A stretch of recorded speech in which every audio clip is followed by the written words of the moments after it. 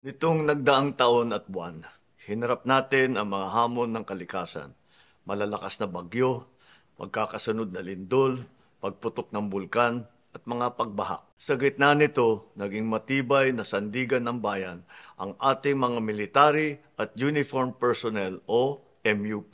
Hindi rin nawawala ang banta sa ating seguridad. Ngunit panatag ang sambayanan dahil nandyan ang ating kapulisan at kasundaluhan. Ang ating mga MUP ang unang sumasagot sa tawag ng tungkulin kahit kaakibat nito ang mga banta sa kanilang kaligtasan. Sa lupa, tubig o himpapawid, hindi kayo nagdadalawang isip na magsakripisyo ng inyong kaligtasan para sa kapakanan ng bawat Pilipino. Bilang pagkilala sa inyong walang sawang paglilingkod, dedikasyon at husay, ating itataas ang base pay ng MUP. Kasama rito ang lahat ng military and uniformed personnel mula sa Department of National Defense, Department of Interior and Local Government, Philippine Coast Guard, Bureau of Corrections, National Mapping and Resource Information Authority. Ito ay ipapatupad natin sa tatlong tranche sa January 1, 2026, January 1, 2027 at January 1, 2028. Bukod pa riyan,